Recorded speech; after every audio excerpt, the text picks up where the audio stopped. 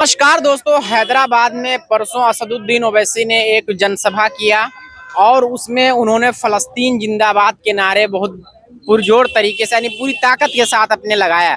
लेकिन कुछ लोग को उनका ये नारा लगाना पसंद नहीं आया।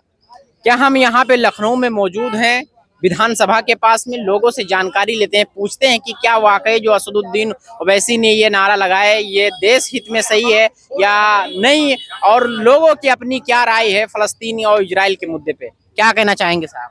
देखिए, असदुद्दीन ओवैसी अगर जिंदाबाद के नारे लगावें या मुर्दाबाद के नारे लगावें, पहले भारत की जनता के बारे में सोचें। दूसरी बात, देश के प्रधानमंत्री जी वो फलस्तीन को भी मदद पहुंचा चुके हैं, वो मदद जा रही है।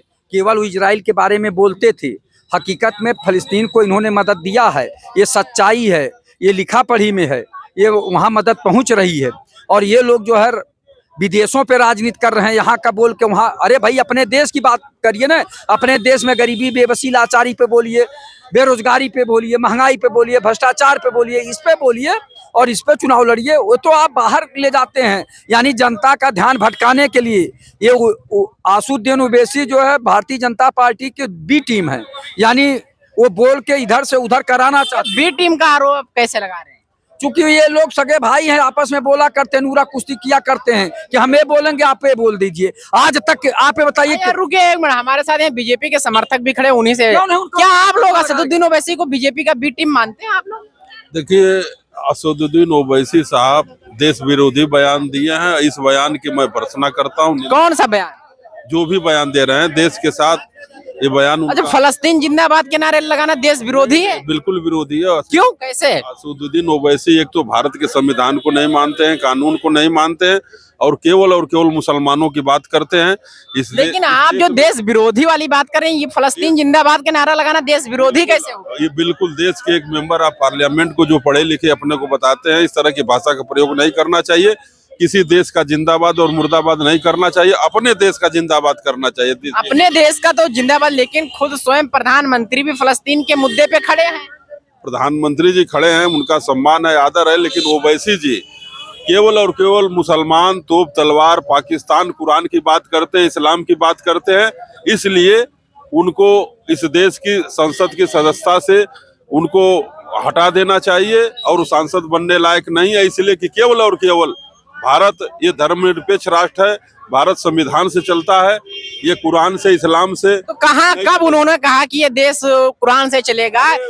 कब ऐसा उन्होंने? देखिए, जब भी तो हम देख रहे हैं ना साहब, आप बताइए ना कि कोई एक ऐसा स्पीच उन्होंने दिया हो। देश विरोधी उनका बयान होता है। तो देश विरोधी है तो भारत सरकार की एजेंसियां क्या कर रही है? नहीं, भारत सरकार की एजेंसियां जांच। इसका मतलब कि अमित शाह के अंदर, जो गृह मंत्री के अंदर जो एजेंसियां हैं वो नाकाम है। उनके भाई अकबरुद्दीन ओवैसी जो तेलंगाना से विधायक थे, उन्होंने क्या किया, 5 मिनट के लिए पुलिस हटा दो, देखो हम क्या कर देते हैं। उस पे तो उन्होंने कानूनी कार्रवाई हो रही, उनके ऊपर तो मुकदमा के कोर्ट में है। विधायक सांसद होकर बयान देना उचित है कि आप पुलिस को हटा देंगे? पुलिस उसकी निंदा पूरे भारत के मुसलमानों ने की। इसी तरह से लोग करते हैं। और ओवैसी के पास मुसलमान, पाकिस्तान, तोप तलवार के अलावा कोई बात ही नहीं है। इसलिए ओवैसी के खिलाफ तो मुकदमा होना चाहिए और इनकी संसद की सदस्यता जानी चाहिए। इसलिए कि इस देश में संविधान कानून का राज है और संविधान कानून से चलेगा।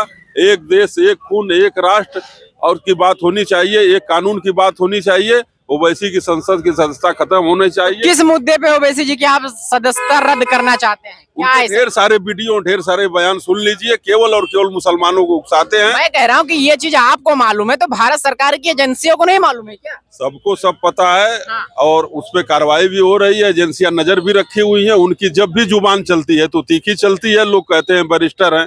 अरे बैरिस्टर हो, पढ़ लिख के देश की बात करो, राष्ट्र की बात करो, संविधान की बात करो, कानून की बात करो। जनप्रतिनिधि सबका होता है, एक धर्म की बात क्यों कर रहे हो? तो ये उनकी बयान से मैं सहमत नहीं। जी ठीक। देखिए, हमने कहा था ना कि भाजपा के बी टीम है। अब तक उनके ऊपर मुकदमा हो जाना चाहिए था, उनको जेल में ठूस देना चाहिए था। अगर देश विरोधी अच्छा, ये बयान दे रहे हैं। मुकदमा ना होना, सुनिए, जनता चाहती है जो भी देश विरोधी जो है बातें करे, ज्यादा उछल कूद मचावे तो उसके ऊपर मुकदमा होना चाहिए। लेकिन बी टीम है तो कैसे करें आप ये बताइए। वो सदन में भी उसी तरह बोलते हैं, बाहर भी बोलते हैं, तो क्यों नहीं उन्हें जेल भेजा जाता? क्यों नहीं उनकी संपत्ति की जांच होती है? क्यों नहीं जो है उस तरह का जो है इनके ऊपर नकेल कसा जाता है? तो केवल वो बोलते हैं, उनको प्रधानमंत्री जी की तरफ से सहा कि चाहे खूब बोलो, समझे आप? तो वो बोल रहे हैं, नहीं तो अब तक तो वो जेल में चले गए होते। अगर दूसरा होता तो जेल में चला गया होता। तो ये जो मुकदमा नहीं लिखा गया है, तो इस पर ही आपका आरोप इसी बातों पर है कि इसलिए वो बी टीम है? ये आज से नहीं। मुकदमा किस बातों पे? अरे भैया, अभी देख लीजिएगा, जहाँ जहाँ चुनाव होगा झूठे 500-300 वोट पाएंगे। मैं कह रहा हूँ, सुनिए, आप ये बताइए कि मुकदमा किस बातों पे होना चाहिए? ओवैसी जी पे मुकदमा किस बातों पर होनी चाहिए?